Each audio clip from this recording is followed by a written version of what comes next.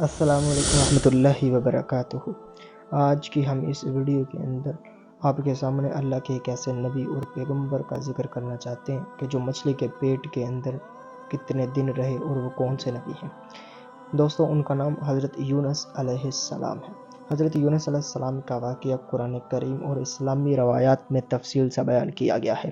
حضرت یونس علیہ السلام اللہ کے نبی تھے جو بنی اسرائیل میں بھیجے گئے۔ ان کا واقعہ بہت اہم اور سبق آموز ہے۔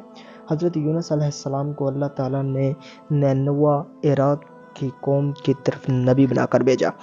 ان کی قوم بدعمالیوں میں ملوث تھی اور اللہ کی نافرمانیاں کر رہی تھی۔ حضرت یونس علیہ السلام نے انہیں اللہ کی طرف بلایا اور برے کاموں سے روکا، مگر قوم نے ان کی بات نہیں مانی۔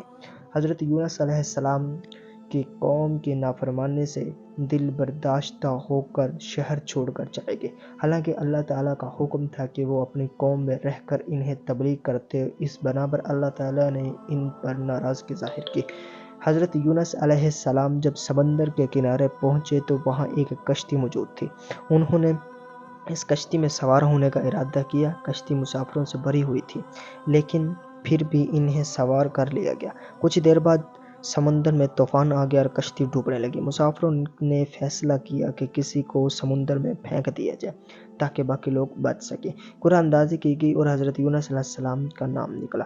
حضرت یونس علیہ السلام کو سمندر میں پھینک دیا گیا اور اللہ کے حکم سے ایک بڑی مچھلی نے انہیں نگل لیا۔ مچھلی کے پیٹ میں حضرت یونس علیہ السلام نے اللہ سے معافی مانگی اور توبہ کی۔ ان کی دعا قرآن میں بیان کی گئی ہے۔ فرمایا، لا الہ الا انت سبحانک انی کنت من الظالمین۔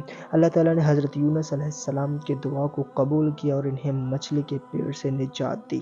مچھلی نے انہیں ساحل پر اگل دیا اور وہ بیمار حالت میں تھے۔ اللہ نے ان کی صحت یابی کے لیے ایک بلدار پودا اگا دیا۔ بعد میں حضرت یونس علیہ السلام اپنی قوم کے پاس واپس گئے۔ اس بار قوم نے ان کی بات مانی اور اللہ سے توبہ کی۔ یوں اللہ تعالیٰ نے ان پر اپنا فضل و کرم کیا۔ حضرت یونس علیہ السلام کا واقعہ ہمیں صبر، استقامت، اللہ کی طرف رجوع اور توبہ کی اہمیت سکھاتا ہے۔ یہ واقعہ ہمیں یاد دلاتا ہے کہ اللہ تعالیٰ اپنے نبیوں اور بندوں کی دعاؤں کو قبول کرتا ہے اور انہیں مشکلوں سے نجات دیتا ہے۔ جزاکم اللہ خیر۔ دوستو، آج کی ہماری یہ ویڈیو آپ کو پسند آئے تو ہمارے چینل کو سبسکرائب کیجیے گا، لائک کیجیے گا اور شیئر کیجیے گا۔